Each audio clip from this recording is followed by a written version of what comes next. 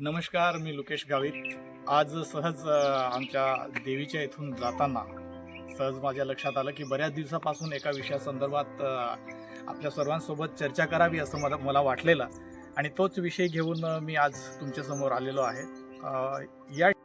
हे रंगावली नदीचं पात्र आहे आणि या रंगावली नदीच्या पात्रामध्ये असलेलं ते दगडावर लिहिलेली लिपी आहे आणि ह्या ठिकाणी या पात्रामध्ये नदीच्या पात्रामध्ये सुद्धा तुम्ही बघू शकतात की हे कोरी काम केलेलं आहे.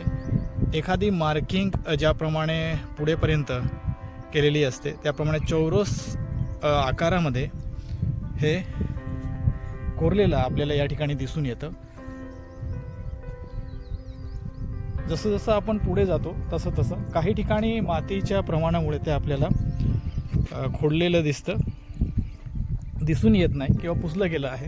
ते सुद्धा आपण पुढे शोधूया.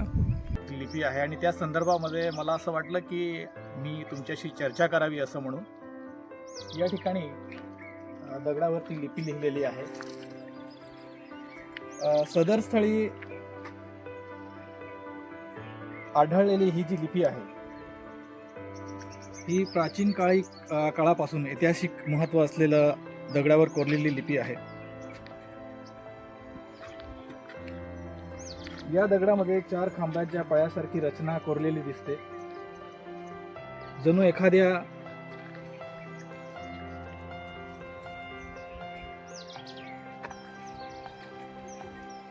एखाद्या गाभाऱ्याची किंवा मंदिर सदृश्य संरचनेची जागा राखून ठेवलेली आहे.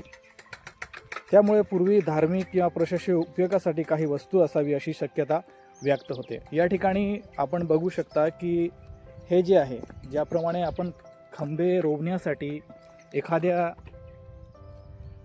एखादं मंदिर किंवा एखादी महत्त्वाची वास्तू ज्यावेळेस बनवतो त्याप्रमाणे खांबांची संरचना करतो, तसं या ठिकाणी तसं आपण पुढे पाहू शकतो की पुढच्या याच्यामध्ये 2 आणि या ठिकाणी 3 असं प्रत्येक याच्यावर चौकटामध्ये आपल्याला ही संरचना दिसून येते. आता काही काळानंतर या ठिकाणी थोडं माती वगैरे आलेली असल्यामुळे काही ज्या दगडावरच्या रेषा आहेत किंवा दगडावरचं जे काम आहे ते आपल्याला व्यवस्थित पद्धतीने या ठिकाणी दिसून येत नाही. तरीसुद्धा मी पुढच्या वेळेस प्रयत्न करेल आणि ही जी लेख आहे हा लेख तुमच्या समोर व्यवस्थितपणे सादर करण्याचा प्रयत्न करेल. आपण बघू शकतो की ही जी लिपी लिहिलेली आहे ही कदाचित काही इतिहासकारांनी वाचली पण असेल, परंतु अजून पण बहुतेक अशा लोकांपर्यंत ही गोष्ट पोहोचली नाही. आणि असे जर तुम्ही लिपीच्या संदर्भात जाणकार व्यक्ती असाल तर नक्की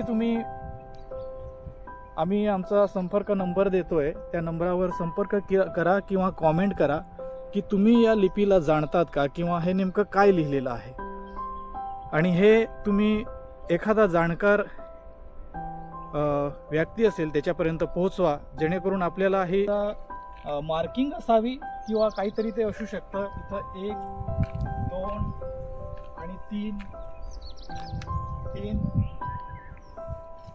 4 5 याप्रमाणे जसं आपण पाण्यामध्ये पुढे चालत जातो त्याप्रमाणे आपल्याला पुढेपर्यंत दगडावर हे मार्किंग आपल्याला दिसून येतं. परंतु आत्ता सुद्धा हे अलिखित आहे किंवा लोकांना अजून पण माहीत नाही की नेमकी हे जे मार्किंग आहे हे कशासाठी आहे.